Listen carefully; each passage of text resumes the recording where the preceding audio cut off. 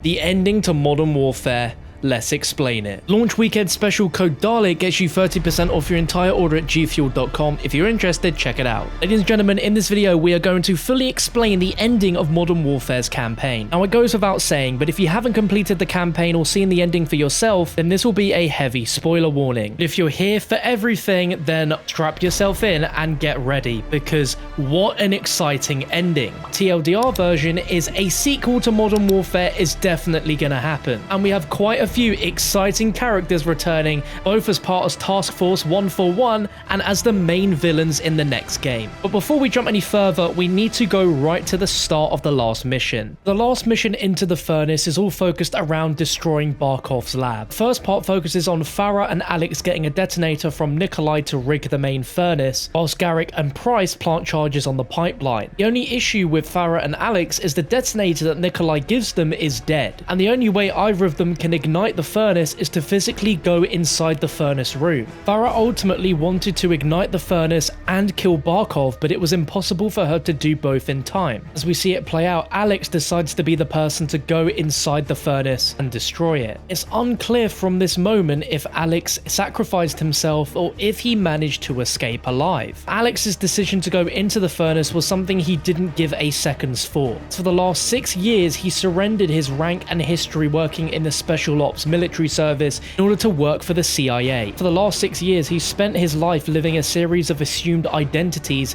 to achieve sensitive objectives wherever he is needed. His existence has been nothing more than an assignment to a higher power, but this decision is what I believe in. I would like to assume that Alex did indeed survive this, and we will see him making a surprise return in the next Modern Warfare game. Considering Alex's character is so secretive, we only know him by the name Alex or call sign Echo 31, the potential that we could see him again as a different identity. Let me know if you feel the same. As we see the mission play out, Garrick and Price plant charges on the pipeline, where Farah sneaks onto a helicopter piloted by Nikolai, where she gets her sweet revenge on Barkov. And then we get that incredible end cutscene. Captain Price has organized a meeting with Laswell. Laswell hands Captain Price a folder of documents that he requested from General Shepard, who, as I'm sure all of you know, was the commanding officer for the US Marine Corps, US Army Rangers, and Task Force 141, as well as his own elite army known as Shadow Company in Modern Warfare 2. Now, obviously, Modern Warfare is a reboot of the Modern Warfare franchise, so whilst we know General Shepard eventually turned into the main antagonist of Modern Warfare 2, he seems to be aiding Captain Price in the ending of Modern Warfare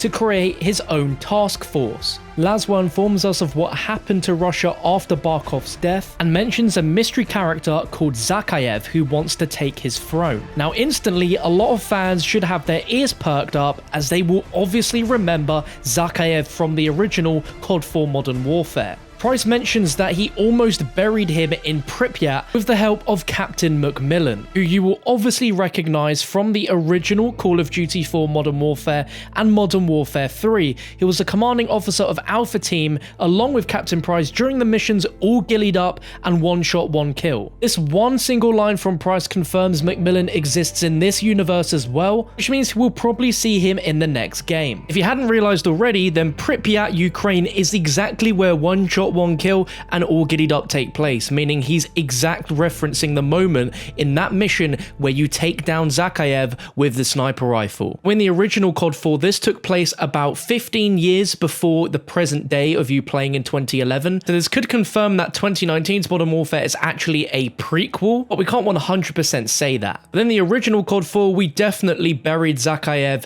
by sniping him in One Shot One Kill. But here, Price says to Laswell that he almost buried him, so it sounds like events didn't quite happen exactly the same. But we all know the ending of the original Call of Duty 4 Modern Warfare, where we do take down Zackif. When we first hear the mention of Zackif, we think of Imran Zackif, who is the main antagonist in the original Call of Duty 4 Modern Warfare, but Laswell informs Price that he dealt with Imran Zackif, the father. She is talking about his son, Victor, who you will instantly recognize from the original Call of Duty 4 Modern Warfare in one of the earlier missions in the game where he is sat in the front seat of a car, leading President Al-Fulani to his live execution, as well as Victor's suicide and death in front of Captain Price and Soap McTavish in the original Modern Warfare. So it's quite clear that he hasn't done that yet in the new version of Modern Warfare. From what we know of him in the original Modern Warfare, we can suspect in the next Modern Warfare game, he will be the field commander of the Russian ultra-nationalists, sharing the same ideals of his father, mainly of Russia returning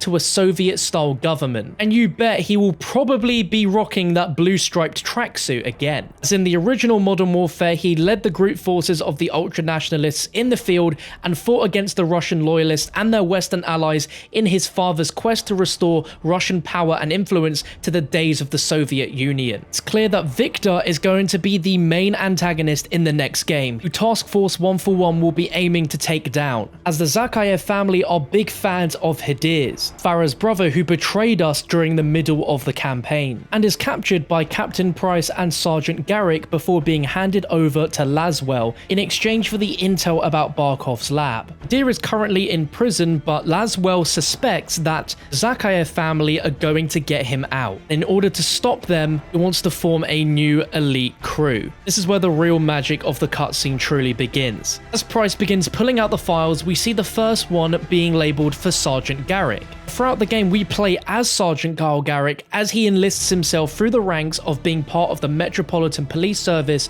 to the British Army and the SAS. But for all this time, we learned that he secretly is Gaz from the original Call of Duty 4 Modern Warfare. Now, he does look a lot different to his original counterpart. This again is a new universe, but Gaz in the original Modern Warfare was a member of the British SAS. So linking those two similarities together, it makes a lot of sense that he secretly was Gaz the entire time. But let's hope that Zackif doesn't kill Gaz the same way he did in the original. Price commenting that Kyle never said anything to the name Gaz. The next exciting revelation is John Soap McTavish is returning in Modern Warfare, a classic character we played as in the original Call of Duty 4 Modern Warfare, who returns again as part of the SAS regiment as a sniper and demolitions expert. And after his tragic death in Modern Warfare 3 as one of the saddest moments in any Call of Duty game, let alone a Modern Warfare game, many people are going to be very happy that he is back.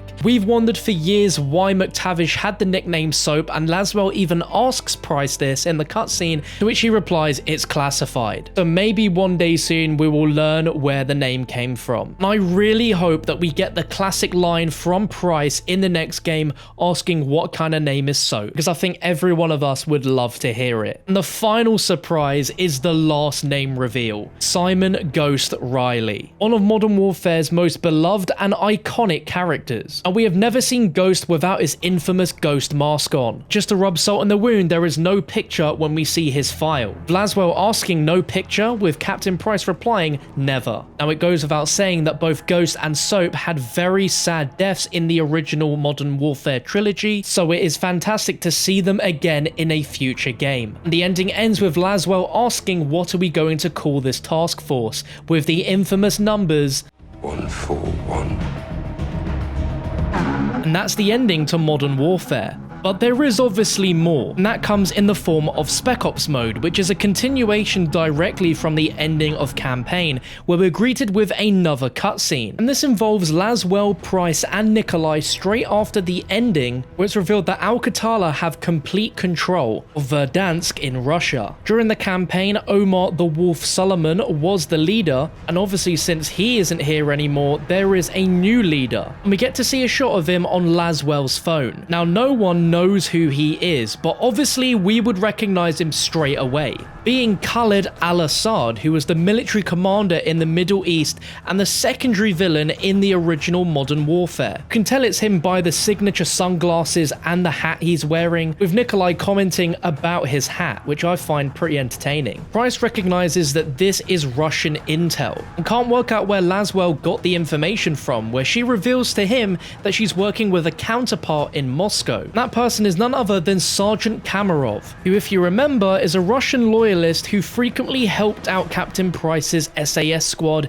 his Task Force 141 squad, and the Czech Resistance in the original Call of Duty 4 Modern Warfare and Modern Warfare 3, where he sadly came to his demise, in which Makarov set him up strapped to a chair with C4 strapped all over his body. Luckily that hasn't happened here, as we learn in this cutscene that he is helping Laswell and refers to him as her counterpart in Moscow. We see Kamarov hand over a bunch of cigars to Captain Price, saying, "I owed you for Beirut." Now, I highly doubt a lot of you will recognize this, but this is actually a very cool throwback to the third mission in the original Modern Warfare called Blackout, where you come across Sergeant Kamarov, who's about to make a run for it before Captain Price says, "Not so fast, remember Beirut, you're with us." And he goes, "I guess I owe you one." This scene is like a direct parallel from that campaign mission, where instead of Kamarov realizing that he owed Captain Price one, he was ready to owe him the moment he saw him in this cutscene. And by the looks of it, this takes place after this mission has happened in the original Modern Warfare, but just like in the original where there was no real context as to what happened in Beirut, again, we have no idea what happened in this iteration. But the big issue at play here is that Al-Qatala have access to armor and heavy weapons, something which they did not have before, and this gives the power for them to turn acts of terror into acts of war. And a multilateral force is being launched to hunt the new Al-Qatala leader and contain the threat while they still can. And this goes straight into the storyline of the 4 Spec Ops missions, where Laswell and Kamarov put their differences aside to become the Joint Operations Armistice, where the mission is to find, fix, and take out high-value targets of the Al-Qatala network, who all serve one new leader, Khalid al-Assad. It will be a storyline that will play through the 4 operation missions to get to the end, where we will have a potential new threat to be taken down in the next Modern Warfare game. The campaign's ending focuses a lot on Imran Zackif, who we can definitely expect to see, but the outcome of Spec Ops with Khalid al-Assad could definitely affect what happens with the overall storyline going into the second game. And there's going to be more Spec Ops missions to come down the line, so the storyline is going to be forever changing and adapting. But one thing that is sure is Task Force 141 are going to be coming back stronger as ever, with Captain Price, John Soap McTavish, Simon Ghost Riley, and Kyle Gaz Garrick. And I can't wait to see it. But that's going to round up this video. If you enjoyed it, let me know by clicking a thumbs up, and if you want to discuss the story and any potential things we could see in the future, put it down below in the comment section. I'm going to read every single comment, and who knows, down the line I could come up with some storyline theories and suggestions for how the story is going to go. But in terms of Spec Ops mode, I have a ton of videos about it on the channel, so if you need any help with it or just want to watch some Easter eggs, some gameplay, some guides, it's all there, along with tons of other Modern Warfare videos in a playlist. But thank you so much for watching. For more videos like this, be sure to subscribe to the channel with that bell ticked, and I'll hopefully catch you in another one of my videos very, very soon.